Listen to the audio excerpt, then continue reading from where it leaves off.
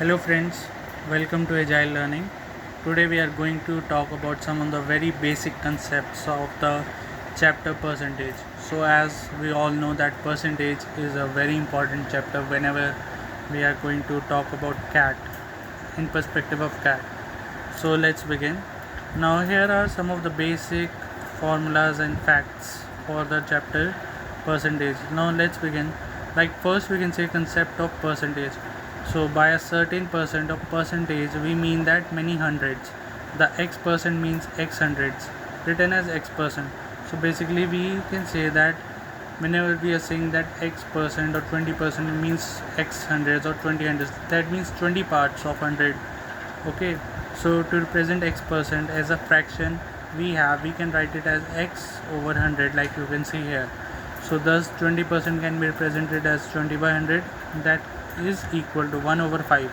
Similarly 48% can be represented at 48 over 100, that can be represented as 12 over 25.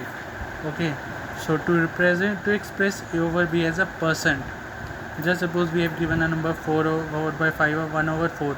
If we want to represent it as a percent, we have the formula of a over b into 100. So it will become a over b into 100%. So here you can see 1 over 4 can be represented in percentage as 1 over 4 into 100 percentile, that's equal to 25%. Similarly for the case of 0.6 it can be represented as 60%.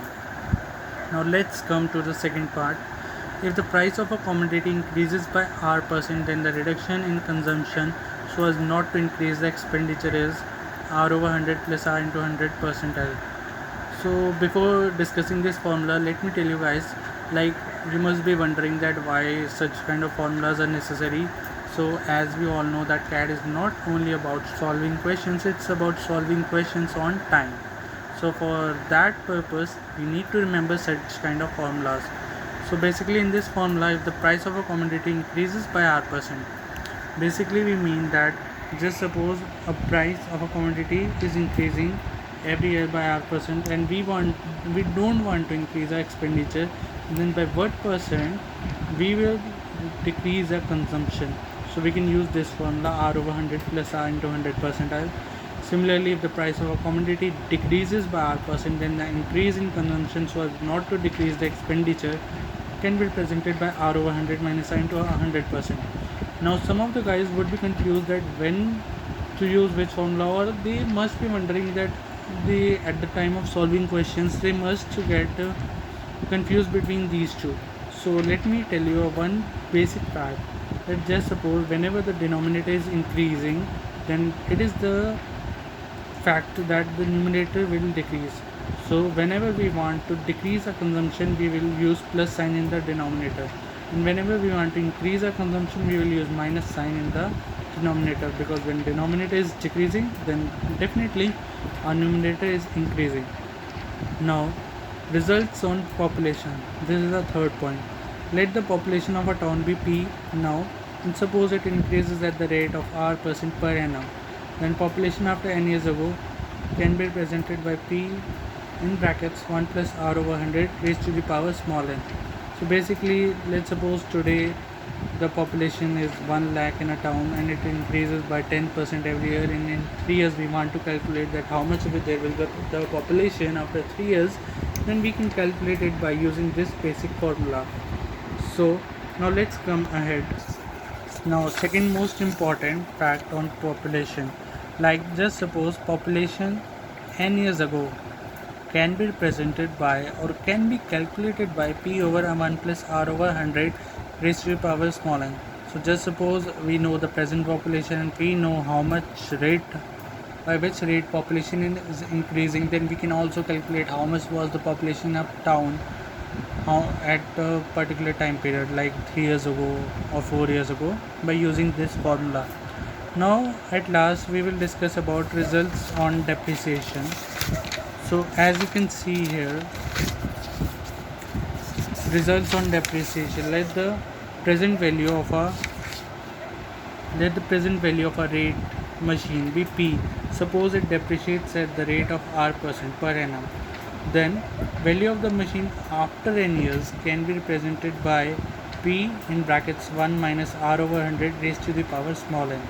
So basically we are taking the present value of a machine as p right now, and it's obviously get depreciated. Like we can take here the example of a car. Like we have bought a car, then obviously its rate will get decreased by a particular rate.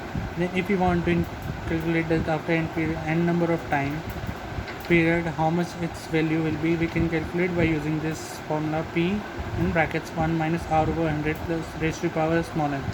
Similarly, value of the machine n years ago can be calculated by p over 1 minus r over 100 raised to the power small n. Now just for a note, we can see that in case when after we are calculating n years after n years, we are taking 1 minus r over 100 in multiplication, that is in the numerator side. We can say like we're just multiplying, because we know that the value of the machine will definitely decrease after n years, and n years in case of n years ago would be more than the present value.